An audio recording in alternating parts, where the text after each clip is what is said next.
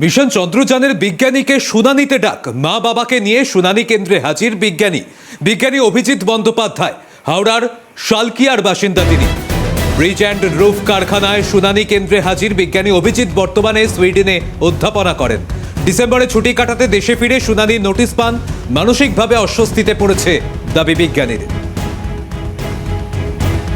Mission চন্দ্রযানের বিজ্ঞানী তিনি এবার শুনানিতে ডাক পেলেন।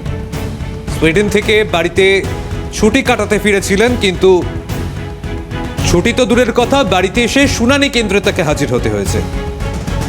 মানসিকভাবে অস্বস্তিতে পড়েছেন, বাবা মাকে নিয়ে শুনানি কেন্দ্রে হাজির হন বিজ্ঞানী। প্রতিনিধি দেবকুমার দেও রয়েছেন আমাদের সঙ্গে। দেবকুমার, কি জানিয়েছেন বিজ্ঞানী?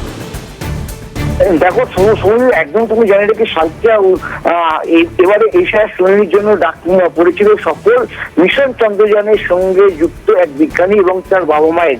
অভিজিৎ বন্দ্যোপাধ্যায় নামে ওই বিজ্ঞানী বৃহস্পতিবার শুনানির জন্য সপরিবারের হাজির দেন ব্রিজ অ্যান্ড রুফ কারখানার শুনানি কেন্দ্রে। তবে তিনি এখনো পর্যন্ত নিশ্চিন্ত নয় তবে তাদের নাম ভোটার তালিকা থাকবে কিনা।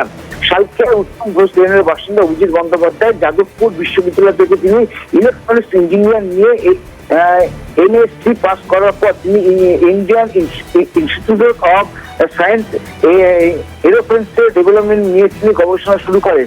সেই সময় অধ্যাপক রাধাকান্ত বারিকের অধীনে তিনি পিএইচডি গবেষণা শুরু করেন। 2019 সালে চন্দ্রযানের উদ্বেগন ব্যক্ত হওয়া তিনি এই ব্যাপারে তার গবেষণার কারণ খুঁজতে সন্তুষ্ট হন।